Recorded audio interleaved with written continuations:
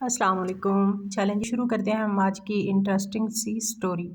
وردہ کا چہرہ چادر سے گھونگھٹ میں چھپا ہوا تھا اور بری طرح سے سسکیوں سے رو رہی تھی، لیکن اس وقت اس سالہ لڑکی پر کسی کو بھی رحم نہیں آ رہا تھا۔ وہ پوری کی پوری کپا رہی تھی جب مولوی صاحب نے اسے تیسری بار پوچھا، وردہ خان بنت مراد خان، کیا آپ بہرام خان ولد شیر زمان کے ساتھ سکہ راج الوقت حق 50,000 میں نکاح قبول کرتی ہیں؟ اس بار بھی وردہ نے اقرار نہیں کیا۔ وہ مسلسل اپنا سر جھکائے بیٹھی تھی، لیکن اس کے کچھ نہ بولنے پر بہرام خان کا پارا ہائی ہوا۔ بہرام خان کی غضبناک نظریں امام مراد خان پر ٹکی تھیں، جو وقت بری طرح سے کپا رہے تھے، جھریوں سے بھرے چہرے پر آنسو تواتر سے بہہ رہے تھے۔ انہوں نے اس کے کاندھوں پر ہاتھ رکھا۔ تمہارے باپ کی عزت کا سوال ہے ورنہ ہاں کہو کہ تمہیں قبول۔ وہ التجائیہ لہجے میں بولے۔ تو اب آپ کی عزت رکھنے کے لیے وردہ نے روتے ہوئے ٹھنڈی سانس ہوا کے سپرد کی اور ہمت جما کی قبول ہے بول گئی۔ جیسے ہی نکاح قبول ویسے ہی بہرام خان بڑے غصے سے کھڑا ہوا تھا اور اس نے وردہ کی نازک کلائی پکڑی اور اسے بھی اپنے سامنے کیا اور اسے تقریباً گھسیٹتے ہوئے باہر کی طرف لے جانے لگا، اس سے پہلے کہ وہ اسے باہر لے کر جاتا۔ امام مراد خان ہاڑتے ہوئے اس کے سامنے آئے۔ دیکھو بہرام، میری یہ بچی قصور ہے، اس کے ساتھ کوئی زیادتی مت کرو۔ مراد خان کی بات پر بہرام نے غصے سے ان کی طرف دیکھا اور پھر اس کی رعبدار اور غصے سے بھری آواز اس چھوٹے سے گھر میں گونجی، میرے لیے تمہاری بیٹی صرف بدلے کا سامان ہے، اسی لیے تم مجھ سے رحم کی امید مت رکھنا۔ پوری برادری میں جو ذلت مجھے اٹھانی پڑی ہے، اس کا خمیازہ یہی برداشت کروں۔ اور پنچایت کے فیصلے کو مدنظر رکھتے ہوئے تم پوچھ گچھ کا کچھ حق نہیں رہے۔ تم اس بیٹی کے معاملے میں کوئی سوال نہیں کرو گے۔ سمجھو کہ آج کے بعد تمہاری بیٹی تمہارے لیے مر گئی۔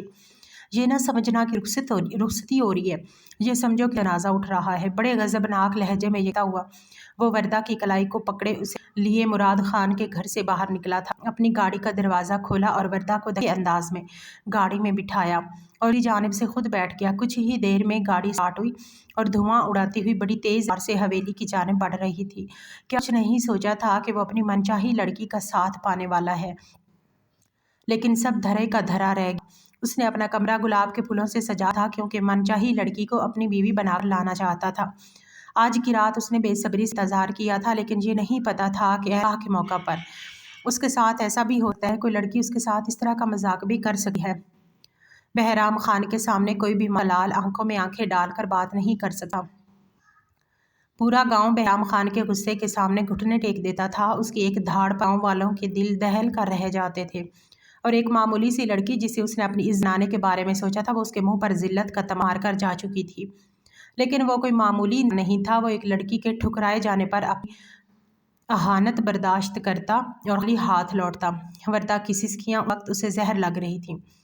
چپ ہو لڑکی، کیا سمجھتی ہو تم لوگ کہ تمہاری بہن اگر بھاگ جائے گی تو بہرام خان خالی ہاتھ لوٹ آئے گا، پوری برادری کے سامنے اپنی ناک کٹوائے گا؟ دیکھ لو، میں دلہن لینے تمہارے گھر آیا تھا اور دلہن لے کر ہی لوٹا ہوں۔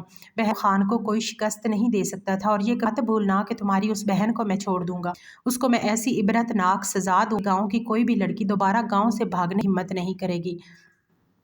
بھاگنے کے نام پر تمہاری بہن کا انجام سوچ کر ہی کانپے گی۔ اس وقت وردہ کی حالت ایسی تھی کہ کاٹو تو بدن سے لہو نہ نکلے۔ وہ ضرورت کے مراحل سے گزر رہی تھی۔ وہ چاہتی تھی کہ اپنی سسکیوں کو روک لے، اپنے بہتے آنسوؤں کو یہیں تھمنے پر مجبور کر دے، لیکن بے اختیار تھی، بے بس تھی۔ کچھ گھنٹے پہلے اس نے سوچا بھی نہیں تھا کہ اس پر اتنی بڑی قیامت ٹوٹ پڑے گی۔ وہ بیٹھی ہوئی سوچ رہی تھی اس نے غلطی کہاں کی تھی۔ وہ تو سوم الصلاۃ کی پابند تھی، پردہ کرتی تھی، کبھی کسی غیر نبی کو اس نے نہیں دیکھا تھا اور یہی کوشش کرتی تھی کہ کوئی اسے بھی نہ دیکھے۔ پھر اتنی بڑی زیادتی اس کے ساتھ کیسے ہو سکتی تھی اور کیوں ہو رہی تھی؟ اس نے تو کبھی اللہ کی ناشکری بھی نہیں کی تھی، کبھی گناہ نہیں کیا تھا، بد نظری بھی نہیں کی تھی، پھر یہ سب اور یہ شخص کیوں اس کی قسمت کا حاکم نہ بیٹھا تھا؟ یہی سوچتی وہ ہچکیوں سے رو دی۔ وہ ابھی بھی گھونگھٹ میں تھی اور اپنا انجام سوچتی وہ ہچکیوں اور سسکیوں سے بے آواز روتی جا رہی تھی۔ پوری خان حویلی دلہن کی طرح سجی ہوئی تھی۔ رات کے 12 بجے گاڑی جیسے حویلی میں داخل ہوئی تو پوری حویلی کے اندر ڈھول کی آواز گونجنے لگی، کیونکہ بہرام خان کے گھر کی خواتین بارات کے ساتھ نہیں گئی تھی، کیونکہ ان کے گھر میں یہ رواج تھا، خواتین گھر میں ہی دلہن کا انتظار کرتی ہیں، وہی خوشیاں منائی جاتی تھی، صرف مرد ہی جاتے ہیں بارات لے کر اور دلہن کو رخصت کروا کر آتے ہیں۔ لیکن جیسے ہی گاڑیاں تیزی سے حویلی میں داخل ہوئی، اطراف میں کھڑے ڈھول والوں نے ڈھول بجانا شروع کر دیا، ملازمین نے بھنگڑا ڈالنا شروع کر دیا۔ بہرام خان جیسے ہی گاڑی سے نکلا تو بہرام خان کی غضبناک نظروں پر سب کچھ بند ہوا تھا۔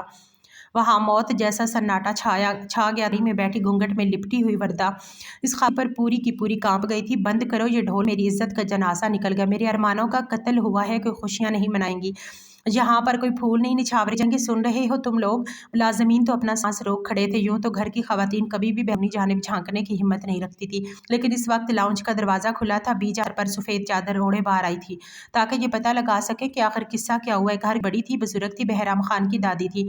बाहर आई तो बहराम खान को गुस्से से भरा हुआ देखा। उससे पहले कि वो कुछ बोलती, हवे के पोरच में दूसरी गाड़ियां भी दाखिल होने लगी। बहराम के वालिद, ताया और उसके कजन सब गाड़ियों से नीचे उतर आए थे। तुम्हें किस चीज़ गुस्सा आया है? क्या हुआ है? इन लोगों ने तुम लोगों की इज्जत और एहतराम में कोई कमी छोड़ी है, या उस कलमुही ने खाना ठीक से नहीं बनाया? अरे 20 लाख की रकम भिजवाई थी मैंने, उसे बारातियों के इस्तकबाल में कोई कमी ना हो, जैसा पोता था वैसे शादी थी। बीजान गरजते हुए बोली थी। जब राम के वालिद शेर जमान खान उनके सामने आकर खड़े हो गए और उन्होंने एक गहरी सांस ली। अम्मा जान, इस्तकबाल में कोई कमी नहीं हुई, लेकिन लड़की घर से भाग गई थी। ये सुना था कि बीजान की रंगत उड़ी थी। ऐसे कैसे भाग गई? अरे किसने अपनी मौत को दावत दी है? और अगर भाग गई तो ये कौन है गाड़ी में जो बैठी है? उनकी बात पर बीजान आंखों में हैरानी लिए वर्दा की तरफ इशारा करती भी, आपको तो पता है मौलवी मुराद खान 2 बेटियां हैं, एक भाग गई तो बहराम उसकी छोटी बहन से निकाह करके आया है। ये सुनना था कि बीजान ने अपना हाथ अपने खुले हुए मुंह पर रखा। ये क्या गजब कर दिया बहराम तूने, एक मासूम 17 साला लड़की से निकाह कर लिया। कितनी देर तक वो यूं ही मुंह पर हाथ रखे खड़ी रही? आखिर वो कर ही क्या सकती थी? फिलहाल खातून मुलाजमा को बीजान ने आवाज़ दी और फौरन उनकी खिदमत में पेश हो गई। दुल्हन को अंदर ले जाओ। वर्दा यूं थी जैसे बेजान मुजस्मा। अपने आने वाले वक्त के बारे में सोचकर वो कांप रही कि पता नहीं उसके साथ क्या सलूक करें। मुलमा के साथ वो कदम उठाती हुई हवेली के अंदर दाखिल हुई, जहाँ पर घर के तमाम मर्द और ख़वातीन मौजूद थे। अपनी चादर से उस लाउंज में लगी तेज़ रोशनी में सबके चेहरे कुछ धुंधले से नजर आए थे। सब ख़वातीन हैरत की तस्वीर बनी खड़ी थी। इतनी बड़ी जुर्रत कोई लड़की कैसे कर सकती है, जैसे जिसे बहराम खान इज्जत देनी चाहिए, और वही उसे ठुकरा कर घर से भाग जाए। घर से भाग जाने का उसने सोचा कैसे? इतना बड़ा कदम उठाया कैसे? वो भी मुराद खान की बेटी ने, जो कि गांव मस्जिद का इमाम था, और उसी की दूसरी बेटी घर की इज्जत बनकर आई थी। कोई भी उसे इज्जत देने के लिए तैयार नहीं था। मेरे कमरे में छोड़ कर आओ, ये मेरे कमरे में रहेगी जब तक। बीजान कुछ सोचते हुए बोली, जबकि बीजान की बात अभी मुकम्मल भी नहीं हुई कि बहराम खान की धारदार आवाज़ पूरी हवेली में गूंजी थी। बीजान बात करते करते चूंकि नहीं, बीजान ये आज रात मेरे कमरे में जाएगी और इस मामले में मैं किसी की बात नहीं सुनूंगा। बहराम की बात पर बीजान का भी लहजा बंद हुआ था। तुम भूल रहे हो कि तुम किसके सामने खड़े हो और किसकी बात पर इख्तलाफ कर रहे हो। आज तक तुम्हारे बाप और चचा की हिम्मत नहीं हुई कि मेरे सामने नजरें उठाएं, और तुम मुझसे ऊंचे लहजे में बात कर रहे हो, मेरी बात से इनकार कर रहे हो। क्या तुम्हारी नज़र में मेरी और मेरी बात की कोई अहमियत नहीं है? बीजान गुस्से से सीख पा होती बोली, मैं इस वक्त बहुत गुस्से में हूँ बीजान, मैं गुस्से से पागल हो रहा हूँ, इसलिए मेरे और इस लड़की के बीच में मत आए। जो भी आज मेरे और इस लड़की के बीच में आया, मैं उसका लिहाज हरगिज़ नहीं करूँगा। बहराम गुस्से से चीखता अंदर की जानिब बढ़ गया। शेर जमान के पास आए। उन्होंने बीजान का हाथ बड़ी नरमी से पकड़ा और उन्हें लेके उनके कमरे में आए। अम्मा जान, आप इस वक्त शेर के मुंह में हाथ डालने के बारे में ना सोचें, उसे होश नहीं है, बहुत जिल्लत बर्दाश्त की है उसने पूरी बरादरी के सामने, जो वो करे वो कम है। इस वक्त आप कुछ ना कहें तो बेहतर होगा। बाकी मेरा आपसे वादा है कि बहराम खान आपसे अपने रवैये की माफ़ी ज़रूर मांगेगा। शेर जमान मामले की संगीनी को समझते थे, इसलिए वो बीजान को समझाते हुए बोले, इस लड़की का कोई कसूर नहीं है। शेर जमान, क्या तुम बहराम खान के गुस्से से नहीं हो? कसूर उसकी बहन का है और इसे हम पूरी सज़ा देंगे, लेकिन इस बच्ची का इसमें क्या कसूर? शेर जमान, अगर आज की रात इसे बहराम के हवाले कर दिया तो वो इस मासूम के साथ क्या करेगा ये तुम भी जानते हो। बीज दांत पीसते हुए तो शेर जमान उनकी बात पर सर आ गया। लेकिन अम्मा जान, हम क्या कर सकते हैं? वो लड़की बहराम के निकाह में है, हम रोकने का हक नहीं रखते। लड़की को बहराम के कमरे में भेज दें, बाकी अल्लाह मालिक है। और दूसरी बात अम्मा जान, जब इसकी बहन मिलेगी तो उसे इबरतनाक अंजाम देना होगा, वरना हर लड़की हमारे सामने सर उठाएगी और यही हरकत करेगी। लेकिन बख्शी ये लड़की भी नहीं जाएगी, क्योंकि मेरा मानना है अम्मा जान, अगर एक बहन घर से भागी है तो दूसरी बहन का भी कहीं ना कहीं इसमें हाथ ज़रूर होता है। वो लड़की अकेले इतनी बड़ी जुर्रत नहीं कर सकती थी। शेर जमान संजीदगी से बोले, तुम्हें पता है तुम किसके बारे में ये बात कर रहे हो? मौलवी खान की बेटी के बारे में। छोटी बेटी हाफिज़ कुरान है, बापर्दा लड़की है, बच्चों को कुरान पाक पढ़ाती है। मैं जानती हूँ वर्दा वैसी लड़की नहीं है। मुराद की बड़ी बेटी वैसे भी अपने बाप की एक नहीं सुनती थी। मुझे तो वो शुरू से ही पसंद नहीं थी, लेकिन बहराम खान की वजह से मैं चुप हो गई। शेर जमान बीजान सोच करती सोफे पर बैठती बोली, अम्मा जान आप आराम करें, अपना बीपी हाई ना कर लीजिएगा, बाकी हम सब हैं ना, हम संभाल लेंगे। शेर जमान कहते बाहर चले गए। जब बाहर लाउंज में खड़ी घूंघट निकाले वर्दा की सिसकियाँ गूंज रही थी। جو ساری خواتین سن رہی تھی۔ پھر بڑے ناگوار انداز سے بڑی خانم نے اس ہاتھ کی کلائی پکڑی اور اسے بہرام خان کمرے میں لے جانے لگی۔ ایک ایک قدم وردہ پر بھاری گزر رہا تھا۔ پتہ نہیں وہ شخص اس کے ساتھ کیا سلوک کرتا، اس کے ساتھ کیسے پیش آتا، وہ کچھ بھی تو نہیں جانتی تھی۔ اس کا دل اس وقت زور زور سے دھڑک رہا تھا۔ خوف کے مارے اس کا رواں رواں کہا تھا جب اسے ایک بڑے کشادہ سے کمرے میں لے جایا گیا۔ گلابوں کی مسرور خوشبو اس کے ناک ٹکرائی تھی۔ چادر کی دوسری طرف اسے گلاب نظر آ رہے تھے۔ جانتی تھی کہ آج کمرے کی سجاوٹ اس کی بہن کے لیے کی گئی تھی۔ بڑی خانم اسے کمرے میں بٹھا کر جا چکی تھی اور وردہ کی حالت اس وقت یہ تھی جیسے اس کی جان نکل جائے گی۔ وہ یہ سوچ بھی نہیں سکتی تھی کہ اس کی بہن اتنا بڑا قدم اٹھا لے گی۔ حالانکہ وہ عروہ سے بہت محبت کرتی تھی۔ دونوں بہنیں ایک دوسرے سے اپنی ہر بات شیئر کرتی تھی۔ بچپن سے ہی بہت اچھی دوستی تھی۔ عروہ مراد خان اس سے 5 سال بڑی تھی۔ دونوں بہنوں میں بہت پیار اور محبت تھی۔ مراد خان نے اپنی بیٹیوں سے بہت محبت کی تھی۔ وہ زیادہ امیر نہیں تھے، زندگی غربت میں ہی کٹی تھی، لیکن پھر بھی کبھی بیٹی کی پیدائش پر ناشکری نہیں کی تھی، کیونکہ جانتے تھے کہ بیٹی کی پرورش کرنا اور ان سے پیار کرنا اور محبت سے پیش آنا انہیں جنت میں لے جائے گا۔ بیٹا نہ ہونے پر کبھی بھی اپنی بیوی سے لڑائی جھگڑا نہیں کیا تھا۔ بہت با اخلاق قسم کے انسان تھے۔ لیکن عروہ اور وردہ میں بہت فرق تھا۔ وردہ مراد خان سے ہی کلام پاک پڑھنے سے بہت لگاؤ تھا۔ یہی وجہ تھی کہ وہ بہت جلد حفظ کر گئی، لیکن کو جلدی کلام پاک یاد نہیں ہوتا تھا کیونکہ وہ دھیان ہی نہیں دیتی تھی۔ اس کی دلچسپی دوسری چیز میں زیادہ تھی۔ اس کے گھر میں ٹی وی تو نہیں تھا، البتہ پڑوس میں موجود تھا، اسی لیے اپنے بابا سے نظریں بچاتے ہوئے وہ سہیلی سے ملنے کا بہانہ کر کے پڑوس جاتی، وہاں جا کر ٹی وی پر ڈرامے دیکھ اور گھر آ کر اپنی ساری باتیں وردہ کو بتاتی کہ تم تو پورا دن مدرسے میں گزار دیتی ہو، تمہیں کیا پتہ دنیا کیا ہے، کتنی خوبصورت ہے۔ عروہ خوشی سے سرشار ہوتی، بولتی جبدہ کا ایک ہی نعرہ ہوتا کہ میں نہیں جاننا، مجھے کلام پاک پڑھنے میں ہی سکون ملتا ہے۔ بہت کم عمری میں ہی نے کلام پاک کی حفظ کر لیا تھا اور گاؤں کے بچوں کو قرآن پاک پڑھاتی تھی، نماز بھی بڑی پابندی سے پڑھتی تھی اور اس کے بعد اسکول میں بھی داخلہ لیا۔ لیکن جیسے ہی 10 سال سے اوپر کی ہوئی اس نے نقاب کرنا شروع کر دیا۔ کہتی تھی مجھے پردہ کرنا اچھا لگتا ہے، پھر گھر کا ماحول بھی تھا، اسی لیے اپنی والدہ کی دیکھا دیکھی اس نے بھی برقع پہننا شروع کر دیا۔ البتہ عروہ ان چیزوں سے بہت چڑتی تھی۔ باہر جاتے ہوئے تو وہ بھی برقع پہنتی، لیکن اسکول جاتے ہوئے نہیں۔ وہ بھی وردہ کی طرح خوبصورت تھی۔ وردہ اسکول سے واپس آئی تو اس کا کمرہ بند تھا۔ گھر کے 3 ہی کمرے تھے، ایک ڈرائنگ روم، ایک کمرہ اس کے والدین کا اور دوسرا ان کا۔ کپڑے بھی تبدیل کرنے تھے۔ دروازہ بڑی دیر بعد عروہ نے کھولا۔ جب دروازہ کھلا تو وہ حیران نظروں سے عروہ کو دیکھنے لگی، جس نے چہرے پر میک اپ کیا ہوا تھا اور بہت خوبصورت لگ رہی تھی۔ آپا یہ کیا آپ کہیں جا رہی ہیں؟ وہ اپنا اسکول بیگ رکھتی بولی ہاں اگلے ہفتے میری دوست کی شادی، اسی لیے میک اپ کی پریکٹس کر رہی تھی، لیکن تمہیں تو پتہ نہیں، چین ہی نہیں ہے، دروازے کو یوں پیٹ رہی ہو جیسے کہ پتہ نہیں کیا ہو گیا ہو۔ وردہ اپنی بڑی بہن کی باتیں سنتی مسکراتی بیڈ پر بیٹھی۔ بیڈ پر فینسی کپڑے پھیلے ہوئے تھے، وہ حیران ہوتی کپڑے الٹ پلٹ کر دیکھنے لگی۔ عروہ آپی ابا تو ایسے کپڑے نہیں لے کر دیتے، تو یہ کپڑے کے پاس کہاں سے آئے؟ وہ مشکوک نظروں سے عروہ کو دیکھتی بولی پتہ ہے تمہیں، یہ مجھے فوزیہ نے دیا ہے، خیر میری تو شادی ہونے والی ہے، اب میں یہ کپڑے نہیں پہنوں گی۔ عروہ بڑا خوش ہو کر بتا رہی تھی، اس کی بات پر وہ کیسا مسکرائی۔ اس کے ابا نے شادی ڈھول کی سب رکھی ہے، اور ایک ہمارے ابا ہیں جو کہتے ہیں کہ سادگی سے شادی کر کے اپنی بیٹیوں کو رخصت کر دوں گا۔ بھلا یہ بھی کوئی بات ہوئی، شادی ایسے تو نہیں ہوتی۔ عروہ منہ بناتے بولی تو صحیح کہتے ہیں ابا، یہ تو فضول کی رسمیں ہیں، ان سب پر پیسے خرچ کرنے کی ضرورت ہے۔ وردہ کی بات پر عروہ نے اس کے سامنے ہاتھ جوڑے، تم تو بس چپ ہی رہو، ابا کی چمچی نہ ہو۔ وہ غصے سے کہتی دوبارہ شیشے کے سامنے کھڑی ہوگی، پھر کچھ یاد آنے پر دوبارہ پلٹی تم چلو گی میری شادی پر؟ عروہ نے سوال کیا میرے تو پیپر ہیں، میں نہیں جاؤں گی۔ وہ کہتے ہوئے وہاں سے اٹھ کر الماری کی طرف بڑھی۔ وہ اپنے کپڑے اٹھاتی باہر چلی گئی۔ عروہ سر جھٹکتی واپس اپنے کام میں مصروف ہو گئی۔ وردہ کے 10ویں کے پیپر تھے اور اسکول میں داخلہ تب کروایا گیا جب وہ حفظ کر چکی تھی، اسی لیے کلاس میں سب سے زیادہ عمر میں وہی تھی۔ 17 سال کی عمر میں وہ میٹرک میں تھی۔ پھر عروہ دوست کی شادی کی رسمیں بھی شروع ہو گئی۔ تیار ہو کر وہ برقع پہن کر نقاب کر کے جاتی، لیکن کسی کو پتہ نہیں ہوتا تھا کہ اس نے کیا پہنا ہے۔ ایسی لگ رہی ہے، کمرے سے تیار ہو کر برقع پہن کر وہ باہر نکلی، میں شادی میں جا رہی ہوں اماں، وہ کہتی گھر سے نکل گئی۔ اور پیچھے سے اماں نے آواز لگائی جلدی جانا۔ وہ جانتی تھی کہ عروہ کی فوزیہ سے بہت اچھی دوستی ہے، انہوں نے اسے زیادہ روک ٹوک نہیں کی تھی، اور مراد خان نے بھی بیٹیوں کی جہاں پابندیاں تو نہیں لگائی تھی، ہاں لیکن کبھی چھوٹ بھی نہیں تھی۔ عروہ فوزیہ کی مہندی پر ڈھولک کی تھاپ پر اپنی سہیلی کے ساتھ ناچ رہی تھی۔ آہستہ آہستہ اس کی ساری سہیلیاں پیچھے ہو کر کھڑی ہو گئی تو جیسے ہوش ہی نہیں تھا۔ پہلے ساری خواتین ہی سین میں موجود تھیں، ہلا گلا کر رہی تھی، لیکن اس کے بعد سب خواتین ایک طرف کھڑی ہو گئی تھیں کیونکہ گاؤں کے جاگیردار بیٹا شادی پر مدعو تھا، وہ اندر بھی آ چکے تھے۔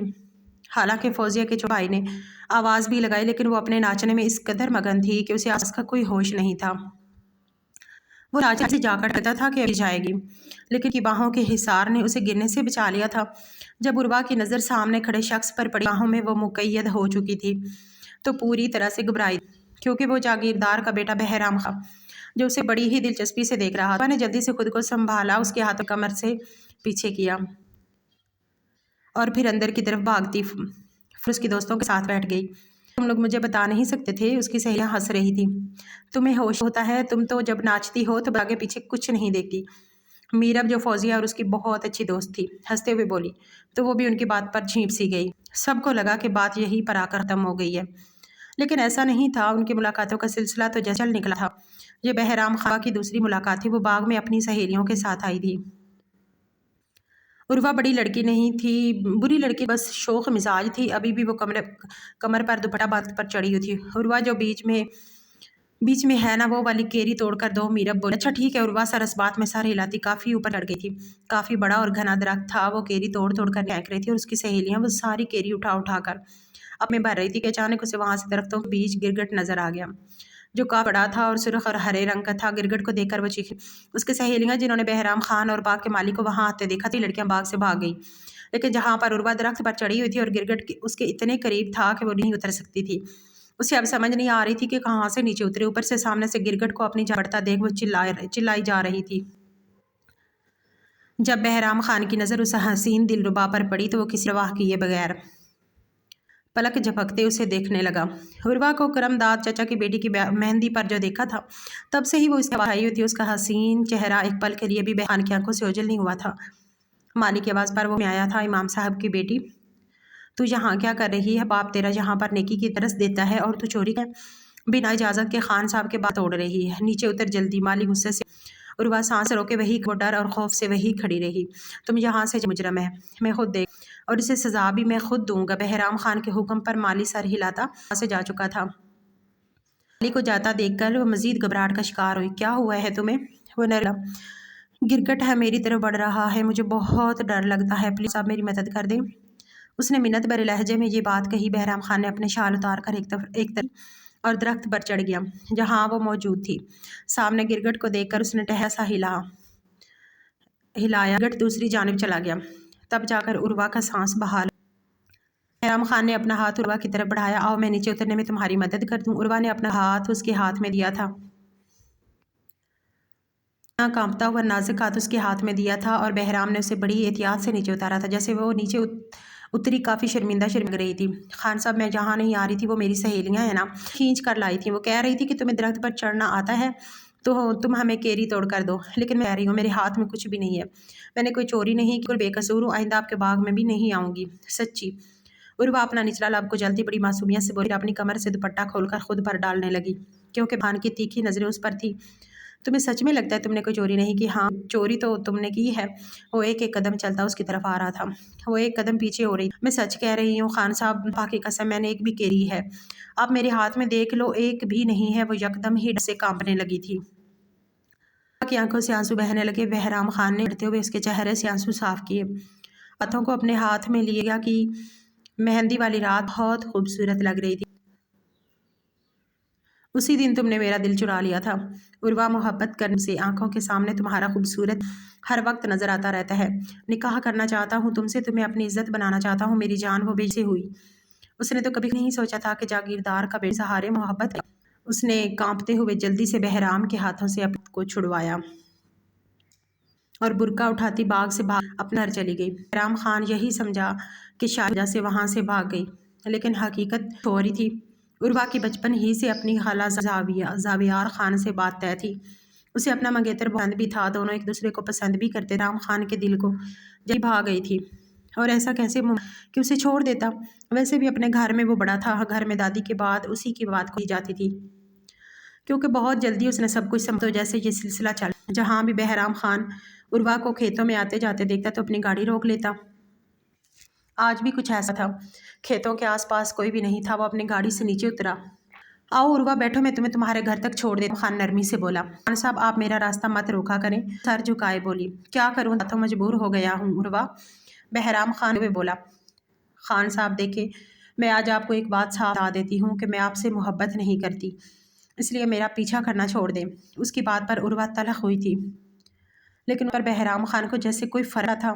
کوئی بات نہیں، محبت ابھی نہیں ہوئی تو کیا ہوا، بعد میں کر لینا، کہ تم سے شادی کا ارادہ رکھ، اور اچھی عورت شادی کے بعد ہی اپنے شوہر سے محبت کرتی ہے۔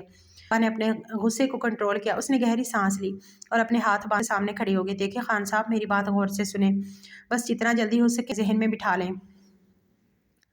میں اپنے خالہ زاد کزن کو پسند کرتی ہوں اور بچپن سے میرا رشتہ طے ہے۔ ہم دونوں بھی ایک دوسرے سے محبت ہیں اور شادی بھی میری وہی ہوگی۔ اس کی بات بہرام خان کا پارا ہائی ہوا۔ وہ کہاں برداشت کر سکتا تھا کہ جسے وہ محبت، وہ لڑکی کسی اور لڑکے کو چاہتی ہو۔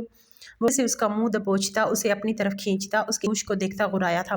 جو چیز بہرام پسند آ جائے پھر وہ اسی کی ہے۔ آج ہی میرا باپ اور میرا چچا تمہارے گھر رشتہ مانگنے کے لیے آئیں گے۔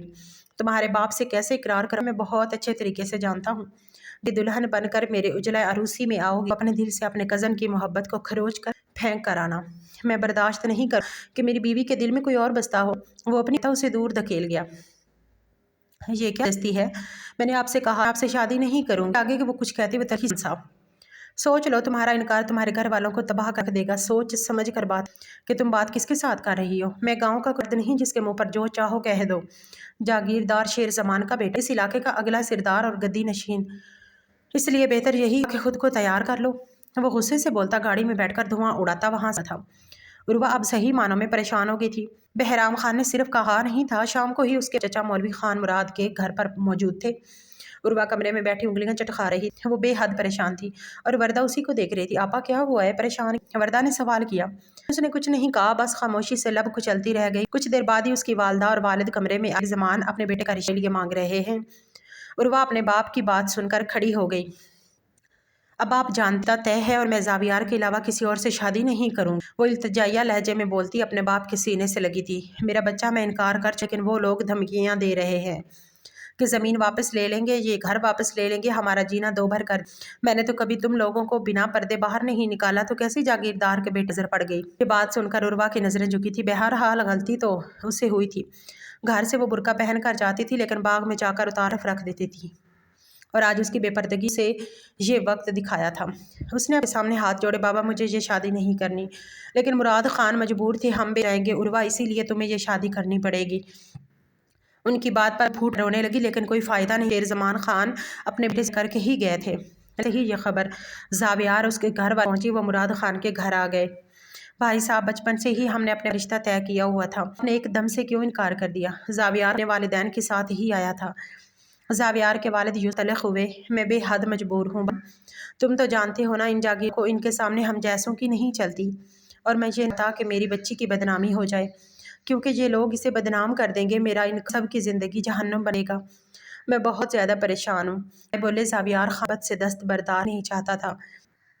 اپنی محبت کے لیے وہ گڑ گڑاتا، لیکن اس کا باپ اسے کھینچتا ہوا گھر لے آیا۔ اس لیے کب ان دونوں نے بھاگ جانے کا پلان بنایا، کسی کو خبر تک نہیں ہونے شادی والے دن کی شام کو وہ خود کو کمرے میں بند کر چکی۔ سب نے یہی سمجھا کہ وہ تیار ہو رہی ہے، لیکن اس کمرے کی کھڑکی پچھلی جانب جہاں سے زاویار اسے لے پہنچ گیا۔ زاویار خان کو لے کر بھاگ گیا تھا۔ جب تک بارات آئی تب تک وہ لوگ شہر جانے والی بس میں چکے تھے۔ لیکن بارات کے آنے کے بعد عروہ کے کمرے دروازہ کھولنے کی کوشش کی گئی تو دروازہ اندر سے ہی لاک تھا۔ دروازے پر بار بار باوجود کسی نے دروازہ نہیں کھولا۔ مجبوراً دروازے کو دھکا مار کھولا گیا تو وہ کمرے میں سے ایک خط بیڈ پر پڑا تھا، جس میں لکھا کیا تھا کہ مرنے کی کوشش مت کیجیے گا، کیونکہ ساتھ بہت دور جا رہی، کیونکہ میرا رشتہ میرے باپ نے اسی سے تھا۔ میں جاگیردار کے ایک کا نشانہ نہیں، میرا جائز حق ہے۔ پڑھ کر دونوں میاں بیوی سر پکڑ کر بیٹھ گئے تھے۔ بات باہر تک جا پہنچی۔ یہ خبر جب شیر زمان اور بہرام خان تک پہنچی تو قیامت برپا ہوگی، کیونکہ برادری کے بڑے بڑے بزرگ ساتھ آئے تھے، دوسرے گاؤں سے بھی قدار آئے تھے، اور ان سب کے سامنے بہرام خان کو یہ اپنی سبھی تذلیل لگی تھی۔ وہ کمرے میں آیا، اس نے عروہ پڑھ کر پھاڑ کر پھینکا تھا، زندہ نہیں چھوڑوں گا اسے، پاس میں بھی ہوگی تو بھی اسے ڈھونڈ نکالوں گا، اور جس دن وہ مل گئی اس دن اس کا وہ حشر کروں گا کہ گاؤں کی ہر لڑکی کانپے گی، لیکن بات بھی نہیں جاؤں گا۔ وہ نہیں جانتا تھا کہ وردہ کون ہے، ایسی ہے کیونکہ وہ ہمیشہ پردے میں رہتی تھی، بس اسے یہ پتا تھا کہ مراد خان 2 بیٹیاں ہیں۔ اسی وقت اس نے بائت بٹھائی اور فیصلہ بھی اپنی مرضی سے کروایا کہ میں یہاں سے خالی ہاتھ نہیں جاؤں، اور آج اپنی دلہن کو رکوا کر لے کر ہی جانا چاہتا تھا۔ عروہ بھاگ گئی تو پھر مراد خان اپنی دوسری بیٹی کا نکاح مجھ سے کرے گا۔ یہ سن کر تو وردہ پر آسمان ٹوٹا تھا، وہ تو ویسے ہی بہت گھبرائی تھی۔ بہت کم عمر تھی ابھی تو، اس نے 10ویں کے پیپر بالکل بے قصور تھی۔ بہن نے جو کچھ کیا تھا اسے بنا پڑا، اور اب کمرے بھی پوری طرح سے خوفزدہ تھی کہ پتہ نہیں بہرام اس کے ساتھ کیا سلوک کرے گا۔ تھوڑی دیر بعد بہرام خان بھی بڑھانا انداز میں کمرے میں داخل ہوا۔ کمرے کا دروازہ زور سے بند ہو گیا تھا، ایسے جیسے وہ قدم بڑھا، اس کے قدموں کی آہٹ سے وردہ کا دل سوکھے پتی مانند لرز رہا تھا۔ بہرام خان بیڈ پر بیٹھا تو وہ سمٹ سی گئی تھی۔ اس کے یوں سمٹنے پر بہرام خان کا غصہ مزید بڑھا تھا۔ سنو لڑکی، آج کی رات تمہارے ساتھ ہونے کے بعد میں تمہیں کل صبح دے دوں گا، تاکہ تمہارے گھر والوں کو معلوم ہو کہ بدنامی کسے کہتے ہیں۔ یہ بہرام خان بڑی بے دردی سے وردہ کی چادر اس کے تن سے جدا کرتا اس کے قریب ہوا۔ وہ اور پر سجی ہوئی تھی، ہاتھوں اور مہندی سجائے گھبراہٹ کا شکار ہوتی بہرام خان کی اس نزدیکی پر آنکھیں بند کر گئی تھی، اسی لیے رنگ کی میکسی میں وہ کسی اپسرا سے کم نہیں لی تھی، حالانکہ جانتی تھی کہ بہن خوش ہے۔ پھر بھی وہ ماں باپ کے کہنے پر تیار ہو گئی تھی۔ سے کاجل ہلکا سا پھیل چکا تھا، کی خوبصورتی کو مزید اجڑ کر رہا تھا۔ بڑے بہرام خان نے پہلی نظر اس پر ڈالی تھی، لیکن وردہ کو نظریں ہٹانا بھول گیا۔ وہ بہت کم سی لڑکی تھی جو اس وقت جمی ہوئی تھی۔ اس کی باہوں میں خوف کے مارے اپنی دونوں آنکھیں بند کی تھی، اس کی آنکھوں سے آنسو بہہ رہے تھے، اس کے ہونٹ بھی کپ کپا رہے تھے۔ بڑی محویت سے بہرام خان وردہ کو دیکھا تھا، جو کہ خود ہونے کے ساتھ ساتھ معصوم بھی تھی اور کم عمر بھی۔ بہرام نے اس لڑکی کو کپ کپاتے ہوئے دیکھا، اپنے غصے پر کنٹرول کر کے وہ پیچھے ہٹ گیا۔ جاؤ، جا کر اپنے کپڑے تبدیل کرو اور صوفے پر سو جاؤ۔ حیران ہوتی بیڈ سے اٹھ بہرام خان نے اسے یوں اچانک کیوں چھوڑ دیا؟ شاید اس کی کم عمری پر رحم آ گیا۔ اس کی معصوم شکل دیکھ کر یہ تو وہ سمجھ نہیں پائی کہ ایک دم سے اسے ہوا کیا ہے۔ وردہ جلدی سے الماری کی پڑی اور الماری میں عام لباس کو جا کر اپنی میکسی اس نے الماری میں رکھ دی تھی۔ تب تک بہرام بیڈ پر لیٹ چکا، وہ بھی بند کر چکا تھا۔ ورد سے تکیہ اٹھایا اور صوفے پر جا کر لیٹ گئی۔ لیکن نومبر کا مہینہ تھا، سردی بہت زیادہ تھی۔ کمبل ایک ہی تھا جسے بہہ کر سویا ہوا تھا۔ اس میں اتنی ہمت رہی کہ اپنے لیے اسے کمبل یا کوئی کمفرٹر مانگتی یا اس کے قریب پر اپنی موت کو دعوت دیتی۔ اسی لیے اسے صوفے پر لیٹ گئی، لیکن رات کو سردی سے نیند نہیں آ رہی تھی۔ کافی دیر جاگتی رہی، جب کچھ نہ ہوا تو اپنی میکسی الماری سے نکال وہی اوپر اوڑھ کر سونے کی کرنے لگی۔ کچھ ہی دیر میں وہ سوچ ہی رات کا نہ جانے کون ٹھہر تھا۔ جب آنکھ کھلی تو اس کی نظریں سوتی کانپتی ہوئی وردہ پر، جو اپنے اوپر وسیع پھیلائے ہوئے تھی۔ شاید کی وجہ سے یہ دیکھ کر وہ اٹھ کر بیٹھ گیا۔ پہلے میں خیال آیا کہ الماری تیسرے خانے میں رکھا ہوا کمبل ڈال دے، پھر عروہ کا خیال آیا تو غصہ آنے لگا۔ یہ بھی اسی بہن ہے، پھر اس پر کیوں رحم کروں جس کی نے ساری برادری میں میرے کٹوا دیا، چاہے سردی میں کام ہے۔ وہ رشتہ دوبارہ سے کمبل اوڑھ کر سو گیا۔ دوسری بار آنکھ کلام پاک کی تلاوت کھلی، اس نے آنکھیں کر دیکھا تو وردہ جائے چھائے بند کیے کلام پاک کی تلاوت کر رہی تھی۔ اس کے آنکھ کر اٹھ کر بیٹھ گیا۔ وردہ کی آنکھوں سے آنسو بہہ رہے تھے اور وہ صورت رخ رہی تھی، وہ بھی دھیان سے پڑھ رہی، آواز بہت پیاری۔ پہلی بار ایسا ہوا تھا کہ توجہ اور بڑی دلچسپی سے اس کو سنا۔ جیسے ہی سورۃ الرحمن کی تلاوت کی دعا مانگی تو نماز طے کر کے کھڑی، لیکن سامنے ٹیک لگائے بہرام کو نظریں جھکا گئی۔ ضروری نہیں کہ میں روزانہ بخشتا رہوں، مجھے عروہ کے ملنے کا انتظار ہے۔ اسے اس کی سننے کے بعد تمہیں بھی طلاق دے دوں گا، سمجھنا کہ تمہیں بخش دوں اور میں تمہیں اپنی بیوی بنا کر عزت دوں گا۔ میں ایسے نہیں کروں گا، یہ وظیفے تمہارے کہیں آئیں گے، تم گھر نہیں بچائیں گے، تم پر طلاق کا دبا نہیں مٹائیں گے۔ وہ اطمینان سے بولا تو وہ تلخی سی ہے، اگر میرے اللہ نے میری قسمت میں یہ سب لکھا ہے تو میں روک نہیں سکتی بہرام۔ جس نکاح کو نہیں روک پائی، اللہ نے آپ کو میرے نصیب میں لکھا۔ میں چاہ کر گار نہیں کر سکتی تھی اور آپ کر پائے۔ جو ہونا تھا ہو گیا، میں اس بات بھول کر چکی ہوں کیونکہ قسمت میں آپ کو لکھا گیا۔ اگر میرے اللہ کی مرضی ہوئی رشتہ بھی میری آخری سانس تک نبھاؤں، اگر بدنامی ہی میں لکھی ہے اسے روک نہیں۔ یہ کہرے سے باہر جا چکی تھی اور بہرام خان حیران کر چکی تھی۔ وہ اس کم عمر لڑکی سے اتنی بڑی بات نہیں رکھتا تھا، سب خواتین بھی اٹھ جاتی تھیں اور ملازم بھی، لیکن مرد حضرات اب سے اٹھنے کے مالک تھے۔ جب بی جان نے کو صبح سویرے کمرے سے باہر دیکھا تو پاس بلا لیا۔ اس وقت صرف وہی اٹھی، نماز سے باہر آئی تھی۔ انہوں نے اسے لاؤنج پر بٹھایا اور وہ خود بھی ساتھ گئی۔ بی جان معصوم کم عمر لڑکی بہت پیار آ رہا تھا۔ میں جانتی ہوں بہرام غصے کا باعث ہے، لیکن وہ اس نے بے شک غصے تم سے نکاح کیا، لیکن میں جانتی ہوں آہستہ آہستہ جائے گا۔ وردہ ان کی بات سے اسبات میں سر جھکا گئی۔ اس نے بی جان سے کوئی بات نہیں کی کہ بہرام خان کا ارادہ کیا ہے، وہ اسے رکھنا ہی چاہتا۔ کچھ ہی دیر میں بڑی بیگم اور چھوٹی بیگم آ گئی تھی۔ جب انہوں نے اسے بی جان کے ساتھ وہ ناگوار نظروں سے اسے دیکھنے لگی۔ بڑی بیگم بڑے ہی ناگوار لہجے سے بات کی، کیونکہ وہ اب وردہ کو قبول نہیں تھی۔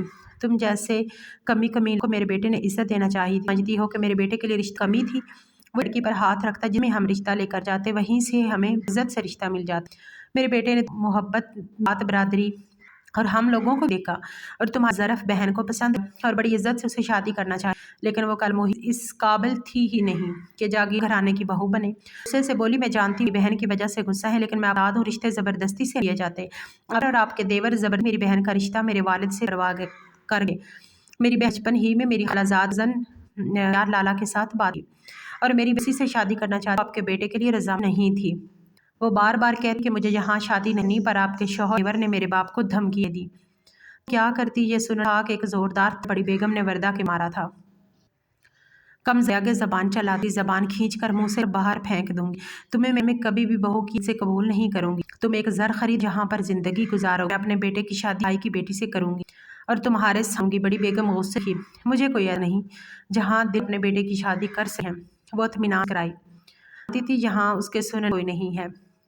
جاؤ کچن میں، آج کے بعد ملازمین کا کھانا، گھر کے افراد کا کھانا اکیلے پکاؤ گی، کوئی بھی تمہاری مدد کرے گا۔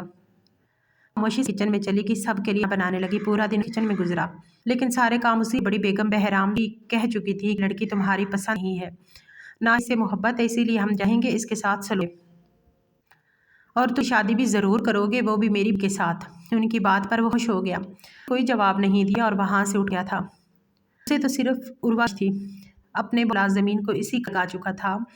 عروہ اور اس کے جاویہ خان کو دیکھیں، پکڑ کر فوت سے پہلے اسے حویلی لے آئے۔ ان کی شادی 2 مہینے ہونے والے تھے، مہینوں میں وردہ حویلی کا کام خاموشی سے تھی، لیکن جیسے ہی آن ہوتی تھی وہ نماز پڑھ جاتی، اور بڑی کو اس بات پر بھی اعتراض تھا، پہلے ایک نماز بعد میں پڑھنا۔ وہ حکم دیتے بولی، پہلے ہے اور دنیا بعد میں نماز نہیں چھوڑوں، دنیا کے کام کے لیے نماز قضا بھی نہیں کی۔ اس بار بیگم نے اسے بہت تھا، تمہاری زبان چلتی ہے وردہ۔ وردہ کی چیلی میں گونجی شور سن کر وہ نیچے آئی۔ بڑی بیگم وردہ اس بات پر مار رہی، وہ پہلے نماز پڑھنا چاہیے اور گھر کے کام بعد میں کرتی تھی۔ کچھ افسوس سا ہوا تھا کہ وہ نماز کی پابند ہے، کیونکہ وردہ کے کلام کی تلاوت تھی۔ یہ کیا کر رہی ہے؟ اپنی ماں کا ہاتھ پکڑ۔ آج پہلی بار اس نے اپنی ماں کا ہاتھ پکڑا تھا۔ کیوں مار رہی ہیں آپ؟ کیا کیا ہے؟ اس نے وہ نہیں بولا تو تم ہوتے ہو پوچھنے والے، میرا ہاتھ چھوڑو، بہت زبان دراز لڑکی۔ بڑی بیگم غصے چیخی، مجھے بتائیں اس نے کیا کہا؟ آپ کیا گالی دی، تمیزی کی ہے؟ اس کو خود ماروں گا، بتائیں اس کا قصور ہے۔ وہ انہیں پیچھے کرتا کہتی ہے، پہلے نہ پڑھوں گی پھر کام کروں۔ یہ ہوتی کون ہے میری بات نہیں ماننے والی؟ ان کی آواز حد سے زیادہ تیز تھی۔ یہ تو کوئی بڑی بات نہیں ہے، اگر نماز پڑھنا چاہتی پڑھ سکتی ہے، اور میرے خیال سے مسلمان ہے، اس وقت سے نماز کو کوئی نہیں روک سکتا۔ اب کل کو اللہ کے کیا جواب دیں گی؟ یہ سن کر بیگم چپ سی ہو گئی۔ وردہ نے روتے ہوئے سمجھایا، جاؤ نماز پڑھو، باقی کام میں کر لینا۔ فوراً سے اٹھ کر لنگڑاتے ہوئے اپنے کمرے چلی گئی، کیونکہ بیگم نے اسے دھکا دیا، اس کا پاؤں مڑ گیا، پھر وہ کراہ کر رہی، آج کے بعد اسے اس کے لیے مت روکیے گا۔ پہلی بار بہرام خان کو اس کے دل میں وردہ کی لردی کا جذبہ جاگا، لیکن وہ جانتا تھا کہ وہ اس کی فکر لگا ہے۔ جب وہ صوفے پر لے کر جا کر بیٹھ، بہرام خان کافی دیر تک اس کا چہرہ رہا۔ اس کی رنگت سے بہت زیادہ پڑ چکی تھی، لیکن آج تک اس نے شکوہ نہیں کیا تھا، کوئی شک بھی نہیں کی تھی۔ ہر چیز کا خیال تھی، اس کے کپڑے اس ملتے تھے، اس کے جوتے اسے ہمیشہ صاف کر کے وہ اسے خود پہنی۔ اس نے شکوہ نہیں کیا تھا، شکایت نہیں کی تھی۔ کیسے ممکن تھا کہ وہ اپنے دل کا کے لیے دھڑکنے سکتا؟ جب اس کی تلاوت کی آئی تو اٹھ کر بیٹھ گیا۔ پہلی بار ایسے وضو کر ہی وہ نماز پڑھ اٹھانے لگا تو اس کے پاس بچھا رہنے مجھے نماز ہم خان بلا کے کب تھا وہ بدل سے پڑھ، اور اس کا بھی جان اچھا لگا، خود بھی ورد تعریف کر بہت اچھی لگتی، وقت سر میں قرآن کرتی رہی، ساتھ حام کرتی رہی۔ ان 2 آہستہ آہستہ مائل ہوا، خوبصورت ماں سمجھ دانا ہوتا جا۔ نماز کو اٹھا تو وہ صوفے پاؤں کی مالش، تو وہی صوفے پر دے میں کر ہاتھ سے تیل مالش کے بعد اچانک بہرام نے جھٹکا دیا تو درد سے اور وہ اس کے قریب ہوئی، اس کی شرٹ کو مٹھیوں میں بہرام کو ٹھیک ہے اچانک بہرام بے اختیار ہوتا اسے کمر سے پکڑتا اپنے نزدیک کر گیا۔ اس کا کانپتا ہوا وجود بہرام کو کسی اور ہی جہاں میں لے کر جا رہا تھا۔ وہ اس کے ہونٹوں پر ہونٹ رکھتا سکون سے آنکھیں بند کر گیا۔ وردہ بھی اس کی شرٹ کو مٹھیوں میں جکڑتی خاموشی سے اس کے مزید قریب ہوئی۔ وہ اسے باہوں میں بھرتا، بیڈ پر بٹھاتا، اس کی شال کو اس کے تن سے جدا کرتا، اس پر جھکا تو وہ آنکھیں بند کرتی بیڈ پر لیٹ گئی۔ وہ بھی شرٹ کے بٹن اتارتا، اس پر جھکا تھا۔ بہرام اسے خود میں بھینچتا، اس کے ایک ایک نخوش پر لب رکھتا، اس کے وجود میں گم ہونے لگا تو وہ بھی خاموشی اور دلی رضامندی سے اپنا آپ سپرد کر گئی۔ وہ بڑی محبت سے نکاح کے اس پاکیزہ رشتے کو نبھا رہا تھا۔ چاند بھی اس کے ملن پر بادلوں میں چھپ گیا تھا، لیکن اگلی صبح حویلی میں کوہرام مچ گیا۔ زاویار اور عروہ دونوں کو پکڑا جا چکا تھا اور وہ حویلی میں لائے جا رہے تھے۔ وہ بہرام کی منتیں کر رہی تھی کہ اس کی بہن کو کچھ نہ کہا جائے، اسے کوئی سزا نہ دی جائے، لیکن بہرام خان چپ تھا۔ جیسے ہی زاویار خان اور عروہ کو بہرام خان کے پاؤں میں لا کر پھینکا گیا تو زاویار اس کے سامنے ہاتھ جوڑ گیا۔ خدا کی قسم خان صاحب، ہمارا کوئی قصور نہیں ہے سوائے اس کے کہ ہم نے اپنا جائز حق استعمال کیا۔ خان صاحب ہمیں معاف کر دو، میری بیوی ماں بننے والی ہے، رحم کرے ہم پر، آپ کو جو سزا دینی ہے مجھے دیں، کیونکہ میں اس گھر سے بھگا کر لے کر گیا تھا۔ وہ بہرام خان سے التجائیہ لہجے میں ہاتھ جوڑتا بولا تو وہ مسکراتے ہوئے زاویار کا ہاتھ پکڑ گیا۔ عروہ کو لگا جیسے بہرام خان زاویار کو جان سے مار ڈالے گا، لیکن بہرام کی اگلی بات پر وہ دنگ رہ گئی۔ میں نے تم دونوں کو معاف کیا، تم لوگ اسی گاؤں میں رہ سکتے ہو، مجھ سے چھپنے کی ضرورت نہیں۔ سب لوگ بہرام خان کا فیصلہ سن کر جتنا بھی حیران ہوتے اتنا ہی کم تھا۔ وہ اپنا فیصلہ سناتا حویلی میں داخل ہوا تو سامنے شیر زمان سے غصے سے دیکھ رہے تھے۔ تم نے معاف کیوں کیا دونوں کو؟ شیر زمان سنجیدگی سے بولے، کیونکہ میری قسمت میں وردہ تھی بابا جان، اور پتہ نہیں میری کون سی نیکی کا صلہ مجھے وردہ کی صورت میں ملا ہے، جس کی خدمت، محبت اور دینداری نے مجھے بالکل بدل کر رکھ دیا ہے۔ میرے دل میں کسی کے لیے کوئی بھی نفرت نہیں ہے۔ میں سمجھ گیا ہوں کہ رشتے جبراً مسلط نہیں کیے جاتے، جو قسمت میں ہوتا ہے وہی ہمارے لیے بہتر ہوتا ہے بابا سائیں، اور وردہ میرے لیے ہر لحاظ سے بہتر ہے۔ وہ مسکراتے ہوئے بولا۔ اس کی بات پر شیر زمان بھی ہلکا سا مسکرائے تھے اور وہ لمبے لمبے قدم اٹھاتا اپنے کمرے میں آیا تھا، جہاں وردہ گھٹنوں میں سر دیے رو رہی تھی۔ آہٹ پر اس نے سر اٹھایا اور بیڈ سے اترتی بہرام خان کے سامنے آئی تھی۔ بہرام، عروہ اور زاویار لالا۔ وہ روتے ہوئے بولی، ٹھیک ہے یار، وہ میں نے معاف کر دیا انہیں۔ کیوں رو رہی ہو تم؟ وہ اس کے قریب ہوتا اس کی آنکھوں سے آنسو اپنے ہونٹوں سے چنتا بولا تو وہ شرماتے ہوئے اس کے سینے سے لگی ہچکیوں سے رو دی۔ وہ اسے خود میں بھینچتا سکون سے آنکھیں بند کر گیا۔ آپ نے انہیں کیوں معاف کر دیا؟ آپ تو انہیں سزا دینے والے تھے۔ پھر وہ سوال گو ہوئی، میں سمجھ گیا ہوں وردہ کہ میں کسی پر اپنا فیصلہ زبردستی مسلط نہیں کر سکتا، کیونکہ ہر انسان کو خدا نے اختیار دیا ہے کہ وہ جس سے مرضی نکاح کرے۔ حق رکھتی ہو پھر خدا نے بھی تو عورت کو یہ حق دیا ہے، تو میں کون ہوتا ہوں؟ عروہ زاویار سے محبت کرتی تھی، یہ اس کا حق تھا کہ وہ جسے چاہے اپنی زندگی میں شامل کرے۔ وقتی طور پر ہی وہ مجھے اچھی لگی تھی، لیکن پھر تم میری زندگی میں آئی اور مجھے سمجھ میں آیا کہ محبت کیا ہوتی ہے۔ میری نفرت اور غصے کے باوجود تم میری وفادار رہی، مگر یہ بھی ایک سچ ہے کہ جسے خدا میرے نصیب میں لکھ چکا ہے وہی میری ہے، وہی جو دل سے میری عزت کرتی ہے، میری قدر جانتی ہے اور مجھ سے سچی محبت کرتی ہے۔ جب میرے پاس ایک ایسی عورت موجود ہے جو میری بیوی ہے، جو میرا مان ہے، میرا ساتھ ہے، تو پھر میں کیوں اپنی ضد اور انا میں اپنی آنکھیں کسی اور کی بیوی پر ڈالوں؟ کیوں کسی اور کے گھر کی طرف دیکھوں، جب میرا اپنا گھر محبت، وفا اور عزت سے آباد ہے؟ وردہ، میرے لیے وفاداری صرف ایک وعدہ نہیں بلکہ ایک اصول ہے، اسی لیے میں اپنی حد میں رہ کر جینا پسند کرتا ہوں اور اسی رشتے کو نبھاتا ہوں جو خدا نے میرے لیے چن رکھا ہے۔ اور آج میں یہ بھی اقرار کرتا ہوں وردہ، میں تم سے محبت کرتا ہوں اور پوری عزت و احترام کے ساتھ تمہیں اپنی زندگی میں شامل کرتا ہوں۔ وہ اس کے چائے کو ہاتھوں کے پیالے میں بھرتا بہت محبت سے اپنی محبت کا اقرار کرتا بولا تو وہ مسکراتے ہوئے دوبارہ اس کے سینے میں منہ چھپا گئی۔ اس کی اس ادا پر فدا ہوتا وہ مسکراتا ہوا اس کے سر پر بوسہ دیتا اپنی آنکھیں بند کر گیا۔ وہ جانتا تھا آگے کی ساری زندگی وردہ کے ساتھ خوشیوں سے بھری ہوگی۔